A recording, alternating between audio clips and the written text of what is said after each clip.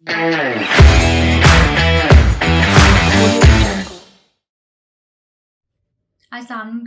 Hope you all are doing well. Welcome to my YouTube channel. ज़्यादातर students का dream होता है कि वो मास्टर्स किसी फॉरेन कंट्री से करें और वो भी फुली फंडेड स्कॉलरशिप पे। लेकिन मोस्टली स्टूडेंट्स को इस बात का आइडिया नहीं होता कि कौन कौन सी फुली फंडेड स्कॉलरशिप्स अवेलेबल हैं। ये स्कॉलरशिप्स कब ओपन होती हैं, इनका एलिजिबिलिटी क्राइटेरिया क्या होता है और किस तरह से स्टूडेंट्स एक स्कॉलरशिप विनिंग एसओपी लिख सकते हैं और रिसर्च पब्लिकेशंस और रिकमेंडेशन लेटर्स क्या रोल प्ले कर सकते हैं हमारी एप्लीकेशन में।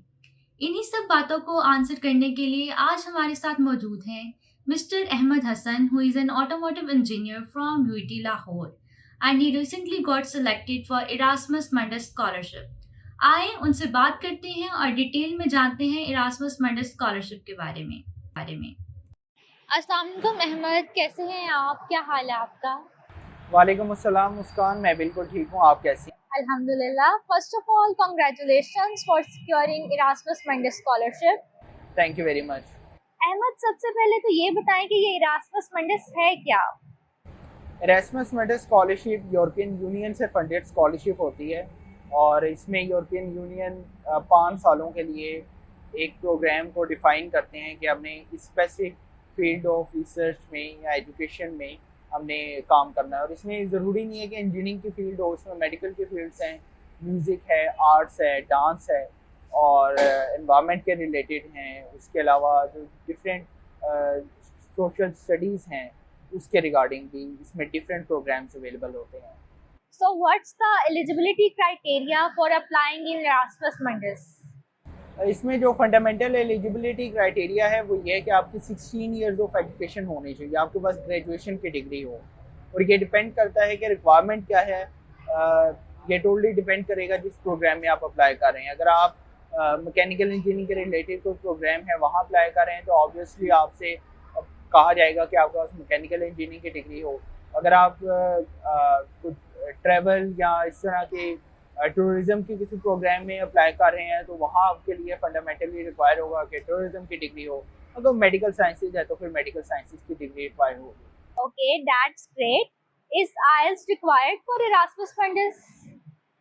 कुछ प्रोग्राम्स हैं एरास्मस मंडस के जहाँ स्पेसिफिकली मैंडेटरी रिक्वायर किया जाता है कि आइट्स आपके पास हो, लेकिन कुछ प्रोग्राम्स हैं जहाँ इंग्लिश लैंग्वेज प्रोफिशिएंसी सर्टिफिकेट भी चल जाता है। और जिस कोर्स में आपका सिलेक्शन हुआ है उस कोर्स के बारे में ब्रीफ करें ताकि अगर किसी ने उस कोर्स में अप्लाई करना हो तो उसे आइडिया हो। मेरा जो प्रोग्राम है वो है Erasmus Mundus joint master degree program for advanced ship structures. इसमें finite element analysis, computation fluid dynamics और जो शिप डिज़ाइन के रिलेटेड स्टडीज़ हैं वो फोकस्ड हैं और इसके रिगार्डिंग हमें पढ़ाया जाता है। Okay, is it a dual master degree program or single master degree program? Yes, obviously it is a dual master degree program. तो ड्यूरिंग मास्टर्स किस किस कंट्री में आपका स्टे है और पोस्ट स्टडी वर्क वीजा में क्या ऑप्शंस अवेलेबल हैं आपके पास?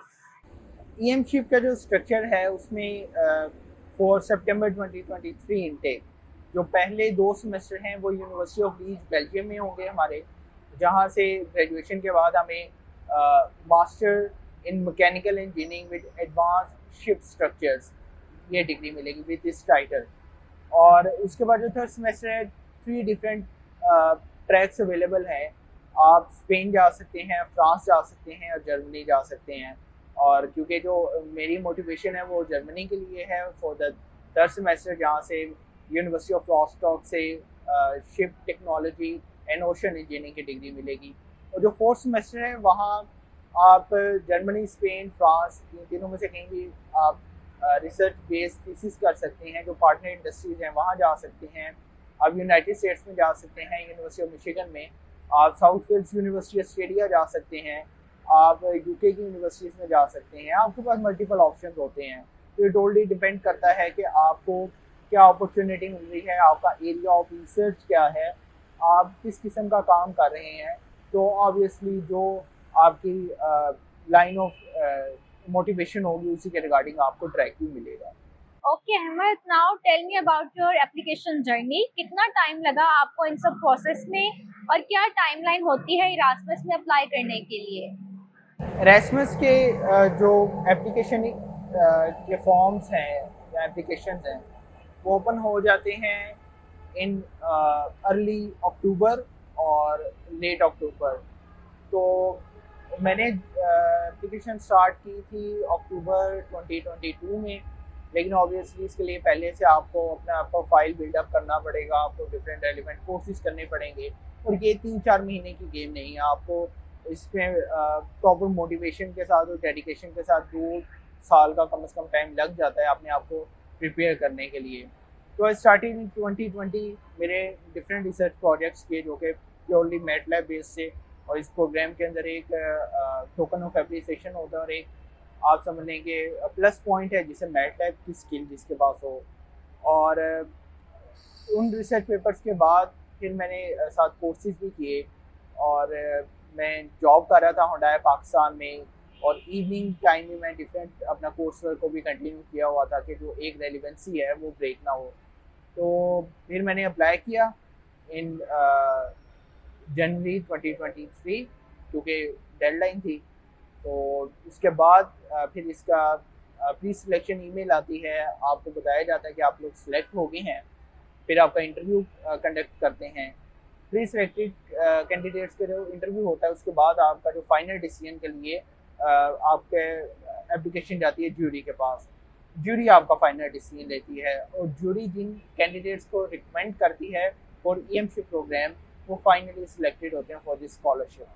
और उसके बाद फिर ये है कि आप अपना वीज़ा एप्लीकेशन और जो बाकी फॉर्मेलिटीज़ हैं वो पूरी करते हैं। So, what are the required documents for applying in Erasmus? Erasmus में जो रिक्वायर्ड डॉक्यूमेंट्स हैं वो हर प्रोग्राम में डिफरेंट वेरी करते हैं। आपको कई जगह पे डिफरेंट डॉक्यूमेंट्स भी देने पड़ते हैं। और मतलब आप ये समझ लें कि अगर आपके पास एफएससी की डिग्री है, मैट्रिक की डिग्री है, यूनिवर्सिटी की डिग्री है, डीएमसी है। और यहाँ मैं मेंशन करना चाहूँगा जिन स्टूडेंट्स का 6 सेमेस्टर का रिजल्ट कंफर्म हो गया है और वो 7वें सेमेस्टर में है तो वो अप्लाई कर सकते हैं। लेकिन उसके साथ आपको होप सर्टिफिकेट चाहिए होगा अपने डिपार्टमेंट से, यूनिवर्सिटी से, कि आप जो ड्यूरेशन ऑफ डिग्री है उसके अंदर अंदर आप अपनी डिग्री कंप्लीट कर लेंगे। तो उसके साथ आपको आइट्स रिक्वायर होता है।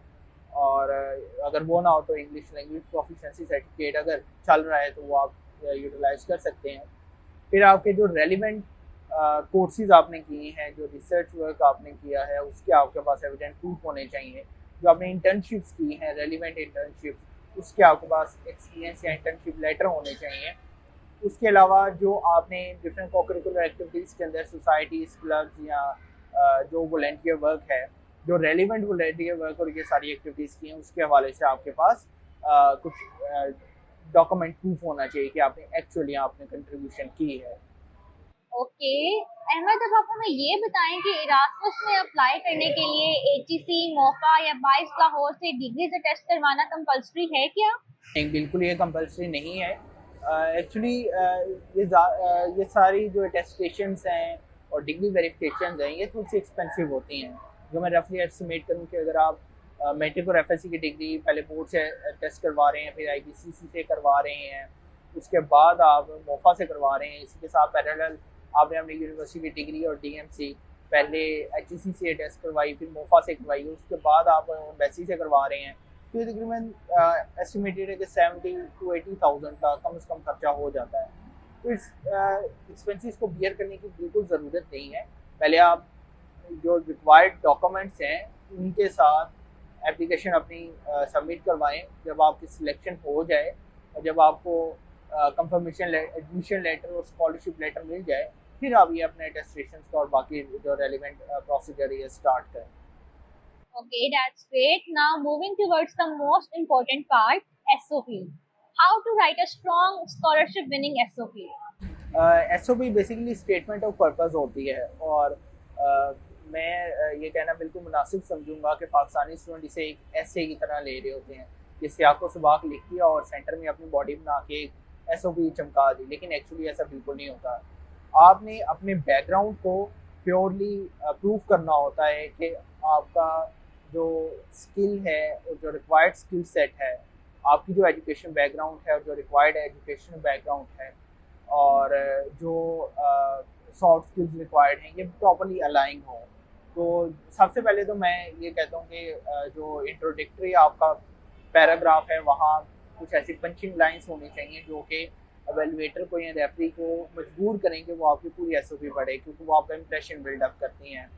उसके बाद आप ऐसे ऐसे अपनी जो रेलिवेंट आपकी अचीवमेंट्स हैं, जो आपने कोर्सेज किए, जहाँ से आपको रियल मोटिवेशन मिली कि आप क्यों करना चाह रहे हैं और यही प्रोग्राम क्यों है, उसके लिए आपको अपने बैकग्राउंड को जस्टिफाई करना पड़ता है।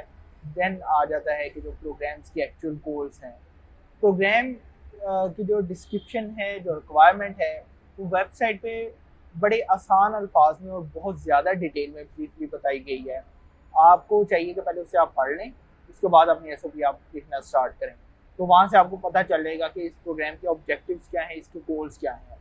फिर आप अपनी एसओपी के जो गोल्स हैं और अपने कैरियर गोल्स को उनके साथ अलाइन करें, और एक रियल मोटिवेशन के साथ एक रेलिवेंसी डेवलप हो रही हो। जैसे एक चेन होती है कि कड़ी के साथ कड़ी मिलती जाए, किसी भी पैराग्राफ और पिछले पैराग्राफ और अगले पैराग्राफ में कुछ ऐसे ब्रेकिंग पॉइंट्स नहीं आने चाहिए जो कंफ्यूजन डेवलप करें।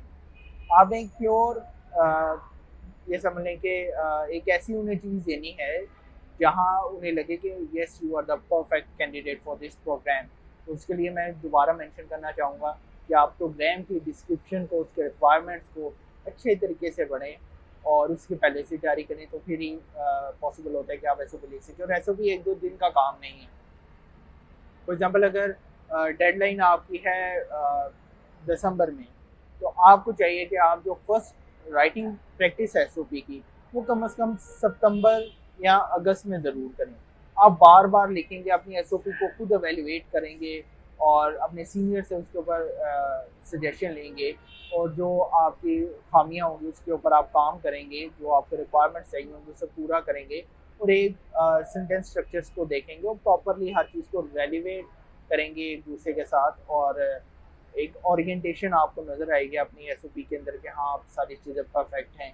तो ये बार बार प्रैक्टिस के साथ होगा, और एट द एंड जब आप सबमिट करवा रहे होंगे तो फिर अल्लाह पाक का नाम लें और फिर सबमिट करवा दें, इंशाल्लाह बेहतर रिजल्ट्स होंगे। Okay, Ahmed, can you please tell me what's the ideal length for SOP? SOP की जो आइडियल लेंथ है, अ, वैसे तो बताया गया होता है कि 2 पेजेस से ज़्यादा ना हो, 1 पेजेस से ज़्यादा ना हो। अगर नहीं बताया गया तो अगर 1 पेज की आप एसओपी लिख रही हैं, दैट्स मोर देन इनफ। लेकिन अगर आपको लगता है कि आपका प्रोफाइल इतना ज़्यादा स्ट्रॉन्ग है, आपको बताने के लिए इतना ज़्यादा कुछ है, आप इतने बेहतरीन कैंडिडेट हैं इस प्रोग्राम के लिए और मोस्ट सूटेबल कैंडिडेट हैं, तो फिर आप डेट पेज तक जा सकते हैं। लेकिन उसके अंदर कहानियाँ लिखने की ज़रूरत नहीं है, रेपिटेशन लेकर आने की ज़रूरत नहीं है। वो उर्दू के पेपर वाला हिसाब नहीं होता कि लेंथ देख के नंबर दिए जाएँ। उन्होंने क्वालिटी देखनी है, जो आप मैसेज कन्वे कर रहे हैं, जो आप अपनी मोटिवेशन शो कर रहे हैं, जो आप रीज़न्स बता रहे हैं, उन्हें वैलिडेट कर रहे हैं कि आप क्यों इस प्रोग्राम को ज्वाइन करना चाहते हैं। बेसिकली उन्होंने उस चीज़ को देखना होता है। तो आप वो 1 पेज पे भी लिख सकते हैं, डेढ़ पेज पे भी लिख सकते हैं, 2 पेजेस पे भी लिख सकते हैं। इट्स ऑल डिपेंड कि आपका अपना क्या प्रोफाइल है और आप अपने बारे में कितना बेहतरीन चीज़ें, अपनी कितनी बेहतरीन अचीवमेंट्स को रेलिवेंट साबित करके आप रिप्रेजेंट करते हैं। Okay. Are recommendation letters required for Erasmus? जी, बिल्कुल रिक्वायर होते हैं, और रिकमेंडेशन लेटर का मैं यही कहूँगा कि आप कोशिश करें कि आप अपने प्रोफेसर से खुद लिखवाएँ, क्योंकि जब एक टीचर लिख रहा होता है तो उनका ज़ाहिर बात है कि टेक्निकल राइटिंग का एक एक्सपीरियंस होता है, वो ज़्यादा स्किल्ड होते हैं, उनकी इंग्लिश लैंग्वेज की जो स्किल है वो भी स्ट्रॉन्ग होती है, वो ग्रामेटिकल मिस्टेक्स नहीं करते, और पता लग जाता है कि सर ने रिकमेंडेशन लेटर खुद लिखा है या टीचर ने लिखा है। तो ऑब्वियसली जब आप रिकमेंडेशन लेटर के लिए रिक्वेस्ट करें तो उससे पहले आपके पास अपनी एसओपी होनी चाहिए। आप अपने रिकमेंडर को रिक्वेस्ट करें कि सर ये मेरी एसओपी है, ये मेरी मोटिवेशन है और ये मेरा प्रोफाइल है, आप अपना सीवी उनसे शेयर करें। उसके साथ साथ आप प्रोग्राम का जो वेबसाइट का लिंक है वो भी शेयर करें कि सर ये डिस्क्रिप्शन है, ये रिक्वायरमेंट है। तो आपका रिकमेंडर बिल्कुल जैसे आपने एसओपी लिखी थी उस तरह पूरे चीज़ों को एवेलुएट करेगा, और आपको रिकमेंड करने के लिए जो प्रॉपर एविडेंसेस रिक्वायर्ड हैं, जो कि उन्हें चाहिए होते हैं, जो कि वो ढूंढ रहे होते हैं कि इस मामले, इस स्पेसिफिक फील्ड के अंदर रिकमेंड करे, फॉर एग्जाम्पल अगर अपने मैं प्रोग्राम की बात करूँ तो MATLAB, mechanical design, computational fluid dynamics, और इसके अलावा एनसीएस की स्किल्स हों, और मैकेनिकल इंजीनियरिंग के अंदर मॉडलिंग एंड सिमुलेशन की स्किल्स हों, कंप्यूटेशनल एनालिसिस हों, इन सारी चीज़ों को रिक्वायर करते हैं। जो आपके रिकमेंडर को पता होना चाहिए कि वो क्या रिकमेंड करने जा रहे हैं और प्रोग्राम की क्या रिक्वायरमेंट है। तो ये द मोस्ट इम्पॉर्टेंट चीज़ है। ओके, अब बारी है सबसे ज्यादा पूछे जाने वाले सवाल की। Does CGPA matters? Obviously CGPA matters. और अगर मैं ऑनेस्ट जवाब दूँ तो वो यही होगा कि अगर आपका 3.7 से ऊपर सीजीपीए है तो आपके एरास्मस में सिलेक्शन के ज़्यादा चांसेस होते हैं, क्योंकि हर चीज़ के उन्होंने कैटेगराइज किया हुआ है। एकेडमिक्स की अलहदा परसेंटेज है, को-करिकुलर अचीवमेंट्स की अलहदा परसेंटेज है, रेलिवेंट एक्सपीरियंस की अलहदा परसेंटेज है, रेलिवेंट कोर्सेज और स्किल सेट की अलहदा परसेंटेज है, रिकमेंडेशन लेटर की अलहदा है, इंग्लिश लैंग्वेज स्किल की अलहदा है, और इवन के कुछ कोर्सेज होते हैं जहाँ मेंशन किया गया होता है कि the motivation to live in Europe, उसकी अलहदा परसेंटेज है। तो अगर आप ये समझते हैं कि आपका CGPA 2.8 है, तो इसका मतलब है कि जो बाकी पैरामीटर्स हैं वहाँ आपको 100% अचीव करना होगा, तो आप कंपटीशन में अपने आप को कंसीडरेबल पोजीशन के ऊपर लेके जा सकते हैं। और अगर आपका 3.2 से 3.50 के दरमियान है, तो फिर ऑब्वियसली आपको दूसरे जो एवेलुएटिंग पैरामीटर्स हैं उनके ऊपर ज़्यादा मेहनत करनी पड़ेगी, अपना प्रोफाइल बेहतर करना पड़ेगा कि जो आपकी एकेडमिक की डेफिशिएंसी है वो कवर हो सके। Okay, what about role of research publications? Obviously जो एरास्मस मिंडस स्कॉलरशिप है ये रिसर्च बेस्ड इसके अंदर ट्रैक होता है। आपने थीसिस करना होता है, आपने इंटर्नशिप करनी होती है, तो वहाँ भी ज़्यादातर R&D के अंदर काम करना होता है। तो रिसर्च का एक बहुत अच्छा कंट्रीब्यूशन है। अगर आप अंडर ग्रेजुएट लेवल के ऊपर आपके पास 2 रिसर्च पेपर हैं, या आप समझते हैं कि आप 7वें सेमेस्टर में हैं और आपके पास कोई रिसर्च पेपर नहीं है, लेकिन जो आप फाइनल ईयर प्रोजेक्ट कर रहे हैं वो रिसर्च बेस्ड है या प्रोटोटाइप है, तो आप उसके साथ थीसिस कर रहे हैं, तो आपने उन्हें बताना है। अगर कोई रिसर्च नहीं है तो आप उन्हें जस्टिफाई करेंगे कि मैं ऐसे फाइनल ईयर प्रोजेक्ट कर रहा हूँ और इसमें थीसिस है और हमारे रिसर्च गोल्स ये हैं, हम पेपर लिखना चाहते हैं। तो आपने अपनी वैलिडिटी को प्रूव करना होता है। तो ज़रूरी नहीं है कि आपका रिसर्च पेपर नहीं है तो आपकी सिलेक्शन नहीं होगी। ऑब्वियसली मैंने कहा कि बाकी पैरामीटर्स होते हैं, आप उन्हें स्ट्रॉन्ग कर सकते हैं और आप एविडेट कर सकते हैं कि हाँ जी आपके पास रिसर्च पेपर नहीं है, लेकिन you are planning to submit a research paper in a conference और जर्नल। ओके, एक ओवरऑल समरी बता दें कि डेडलाइंस ओपन होने के बाद अप्लाई कैसे करते हैं, और हर फील्ड के लिए अलग-अलग एप्लीकेशन सबमिट करनी होती है या सेम एप्लीकेशन चल जाती है?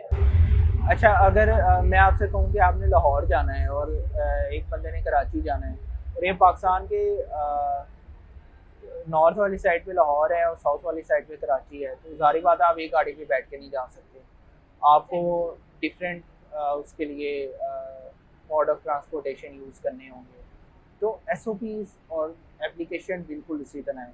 अगर आप समझते हैं कि आपने एक प्रोग्राम के लिए लिख दी है SOP, उसके साथ फॉर एग्जाम्पल मटेरियल साइंसेस के ऊपर आपने अपना एप्लीकेशन रेडी कर लिया है, लेकिन आप 2-3 और मटेरियल साइंसेस के प्रोग्राम हैं तो वहाँ भी उसे चिपका देंगे, तो ये नहीं हो सकता, और रिजेक्शन के चांसेस ज़्यादा हो जाएंगे, क्योंकि जो रेलिवेंसी है प्रोग्राम के साथ वो बहुत ज़्यादा इंपॉर्टेंट है।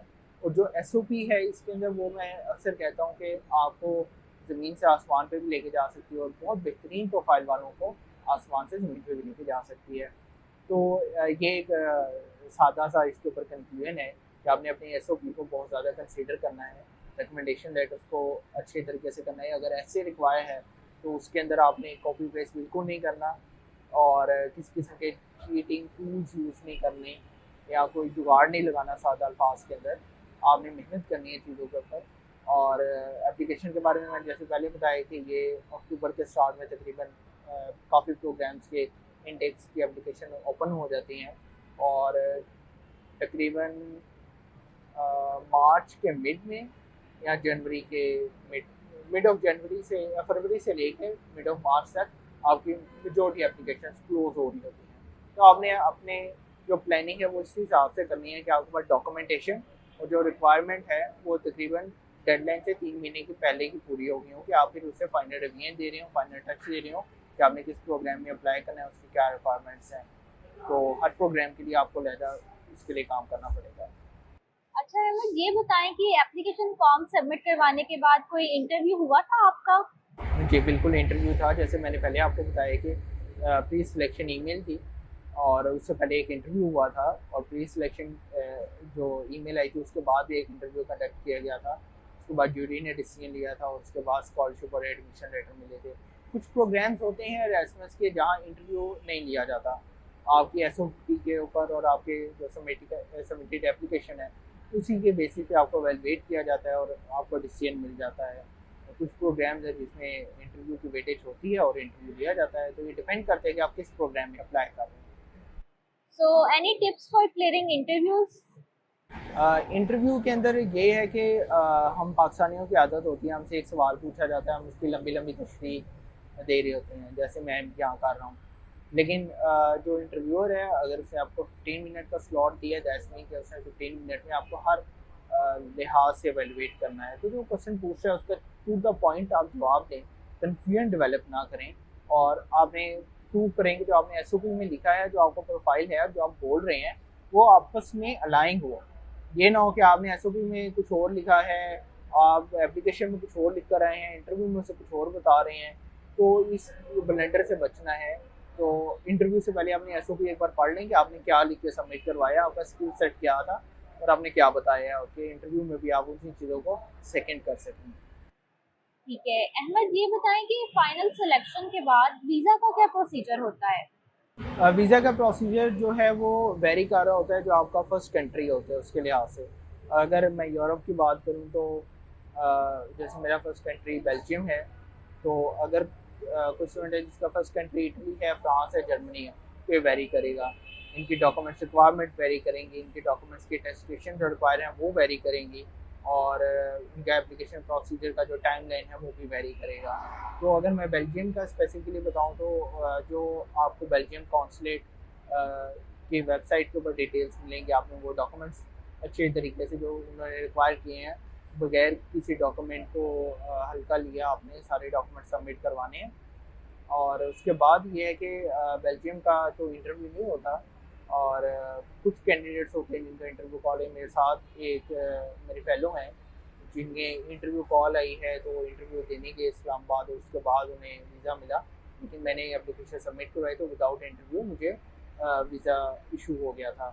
तो ये डिपेंड कर रहा होता है कि आपकी एप्लीकेशन क्या है, आप क्या सबमिट करवा रहे हैं, और उस वक्त कंट्री के हालात क्या हैं, और जिस कंट्री में आप अप्लाई करें उसके क्या हालात हैं। तो ये सिनेरियो बेस्ड होता है, वेरी करता है। ओके, तो आइडियली कितना टाइम लेती है एम्बेसी केस को प्रोसेस करने में? जो बेल्जियम एम्बेसी के बारे में अगर मैं बताऊँ तो एरास्मस मटिस स्कॉलर, आपने वहाँ बताना होता है कि जी मैं एरास्मस मटिस स्कॉलर हूँ। ऑब्वियसली आपका जो डिटेल्स हैं वो ऑलरेडी आपके प्रोग्राम कोऑर्डिनेटर ने आपके कॉन्सुलेट के साथ शेयर की होती हैं, लेकिन फिर भी आपने अपनी जस्टिफिकेशन करनी होती है। और अगर मैं अपनी बात करूँ तो मैंने एसओपी भी एक लिखी थी, उसके लिए सीवी भी रखी थी, और जितने पॉसिबल डॉक्यूमेंट्स वो मैंने एक्स्ट्रा रखे थे, और मुझे तकरीबन एक हफ्ते के अंदर 7 वर्किंग डेज़ के अंदर वीज़ा मिल गया था। ये समझ लें कि मैंने 1 तारीख को अगर फ़ाइल सबमिट करवाई है बीएफएस ऑफिस में, तो मेरे पास पासपोर्ट आ गया था 7 वर्किंग डेज़ के बाद।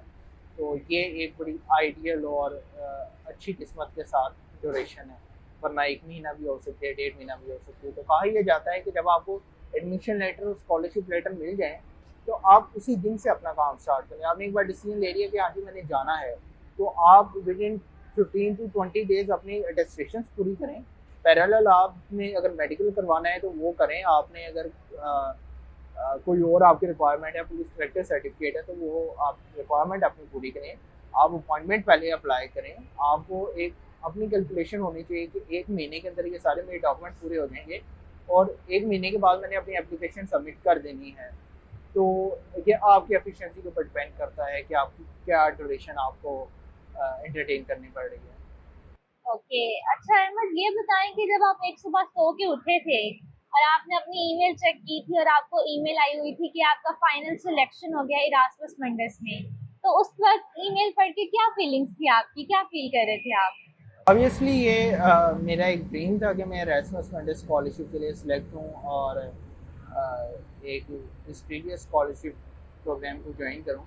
तो खुशी हुई थी और अल्लाह पाक का करम है कि अल्लाह पाक ने इस अजीम नेमत से मुझे नवाजा है। What about your parents? Parents खुश हैं। Okay. Any tips and suggestions for the students applying in Erasmus? Tips और सजेशन तो यही है कि आप मोटिवेटेड रहें और आप अल्लाह ताला पे भरोसा रखें। हर चीज़ आसान होती है जब अल्लाह पाक आपके दिल में किसी चीज़ का इरादा डालता है, तो इसका मतलब है कि उसने कुछ ना कुछ तो प्लान किया हुआ है। तो आप अल्लाह पाक पे तवक्कल रखें, अपनी मेहनत करें। अगर आपको किसी एक जगह से रिजेक्शन मिली है तो ऑब्वियसली उसका रिवार्ड कहीं ना कहीं और से आपको मिल जाएगा। तो तवक्कल अल्लाह बहुत ज़रूरी है और अपनी सारी मेहनतों को डेडिकेट करें अल्लाह पाक की तरफ और उसकी रहमत की दुआ करें, नमाज ना छोड़ें। अच्छा, मुझे बताएं कि what are the benefits of Erasmus और why we should apply for Erasmus. मतलब हम सिंपल मास्टर्स करने भी तो जा सकते हैं, पीएचडी करने जा सकते हैं, then why Erasmus? Erasmus Mundus programme जो हैं वो मैंने स्टार्ट में बताया था कि स्पेसिफिकली एक फील्ड के रिलेटेड होते हैं। आप अगर एडवांस शिप डिज़ाइन के लिए काम कर रहे हैं तो इसका मतलब है कि आप मेरीन इंजीनियर या मेरीन डिज़ाइन इंजीनियर या आप शिप डिज़ाइन इंजीनियर के लिए काम करेंगे। अगर आप किसी और पैटर्न से जाते हैं, रेगुलर एडमिशन लेके जर्मनी जाते हैं, बेल्जियम जाते हैं, तो ऑब्वियसली आप उस स्पेसिफिक फील्ड में उस तरह स्पेशलाइज नहीं होंगे, आपकी ट्रेनिंग उस तरह नहीं हुई होगी, आपको उस वो फैसिलिटीज़ जो एक एरास्मस मेंटस स्कॉलर को ड्यूरिंग द प्रोग्राम मिलते हैं वो उस तरह नहीं मिल रही होंगी। तो एक थोड़ा सा गैप रह जाता है।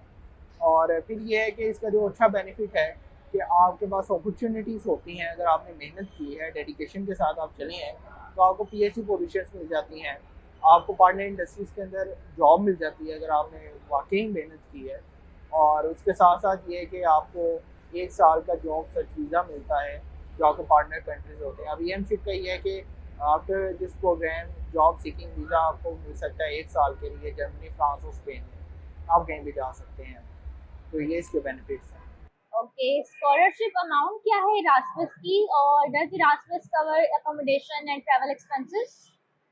ट्रैवल एक्सपेंसेस इसके अंदर कवर होते हैं और लिविंग एक्सपेंसेस के लिए आपको 1100 यूरोस मंथली ग्रांट मिलती है, जिसमें आपने अपने मेडिकल इंश्योरेंस और अपनी लिविंग जो है उसे देखना होता है और जो भी आपके क्लोथ के ड्रेस है, खर्चा वगैरह है, आपका मोबाइल वगैरह आईफोन लेना है या जो भी आपने करना है, तो उस 1100 यूरोस के अंदर आपको उसके अकोमोडेट करना पड़ता है। इसके अंदर अकोमोडेशन के भी चार्जेस आ जाते हैं। तो एक अच्छी हैंडसम अमाउंट है कि आप एक अच्छा नॉर्मल लाइफस्टाइल इंजॉय कर सकते हैं यूरोप के अंदर। पाकिस्तान के लिहाज से तो थोड़ा सा ब्रांडेड हो जाएगा, लेकिन फिर भी बेहतरीन हो जाता है। Okay, any point you would like to add at the end? At the end यही मैं कहूँगा कि आप मुस्कान आसिफ का ये चैनल ज़रूर सब्सक्राइब करें और बेल आइकन को दबाना ना भूलिएगा कि आपको नोटिफिकेशन आते रहें और इस तरह के इंटरव्यूज़ आप देखते रहें।